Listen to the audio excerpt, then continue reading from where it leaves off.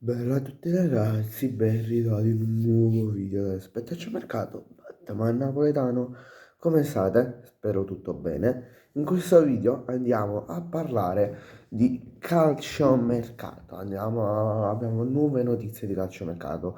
Ieri, se avete visto che non sono uscite notizie di calciomercato, era perché c'erano poche notizie, quindi ho detto, vabbè, aspetto domani per registrare e magari ci sarà qualche notizia in più e lasciamo spazio al post partita del Milan. E così ho fatto. Questo video uscirà intorno alle 8, massimo se faccio tardi alle 9 meno 20, meno un quarto. Allora, vediamo di incominciare. Allora, prima di incominciare, piccola parentesi, vi ricordo di lasciare un like sotto questo contenuto e di iscrivervi al canale. Vabbè, allora, la Roma, vi posso confermare che dettagli con Giacomo Raspadori, poi mi ha confermato nella mattinata di ieri, sui stipendi e tutto. A proposito, andatevi a recuperare il video di ieri mattina riguardante il calciomercato. E la Roma sta cercando di non far inserire la Lazio. Però come vi ho detto già ieri, se il Napoli fa anche una chiamata a Raspadori, può dire di sì ad occhi chiusi. Infatti Manna ha parlato recentemente, ha detto che Raspadori sarà un obiettivo concreto sul mercato e speriamo che venga Napoli perché ci serve una coppia Oriund, Raspadori più un Neres, mamma mia, è facile, però deve essere accompagnato ad una cessione come per esempio o quella di Lucca oppure però Lucca meglio di no perché sarebbe in prestito, ci deve minimo entrare qualcuno per poi spendere i soldi. Per esempio può essere accompagnato alla cessione di Noalanga. Vabbè, poi c'è la Juventus, abbiamo una notizia sulla Juventus. Perché?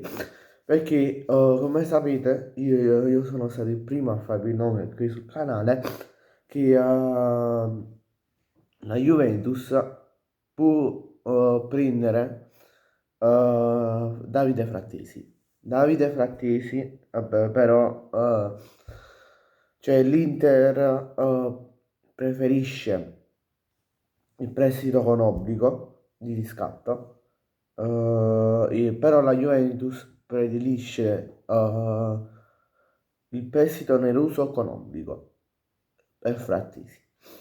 Però non nascondo che al momento sul giocatore ci sono anche dei club turchi che possono offrire al club 35 milioni per il cartellino del giocatore. Poi ovviamente anche se l'Inter accetta questi 35 milioni o quanti ne sono, ehm, tutto resta in mano al giocatore e se il giocatore dice no, non voglio andare in Turchia, cioè il club non può fare niente. Poi abbiamo una notizia sul Napoli, cioè no, proprio sul Napoli, ma sul Galatasaray, perché il Galatasaray di Osimhen aumenta i contatti con Noalanga. In serata ci sono stati nuovi contatti tra le due squadre, tra Napoli e Galatasaray, per l'acquisto di Noalanga, per la cessione da parte dei partenopei di Noalanga. Non si è ancora fatto una, tra virgolette, una valutazione, un'offerta da parte del club turco, però si pensa, o almeno da quanto mi dicono, che il club partenopeo potrebbe offrire, cioè potrebbe chiedere intorno ai 25-30, massimo 30 più 10 di bonus per il giocatore. Però vi posso confermare che minimo 30 milioni il Napoli li chiede. Non penso che può offrire 20-25 milioni. Vabbè, perché sennò Raspadori come lo piglia? Perché l'Atletico Madrid lo vorrebbe cedere più di quanto l'ha pagato, quindi 22 più qualche bonus, quindi che si aggirano intorno ai 24-25 milioni. Poi passiamo a un'ufficialità, che non mi ricordo se forse l'ho parlato già ieri, però vabbè. Solomon è un nuovo giocatore della Fiorentina, here we go. Per dire è fatta per 10 milioni dal Tottenham. La Fiorentina paga il giocatore 10 milioni.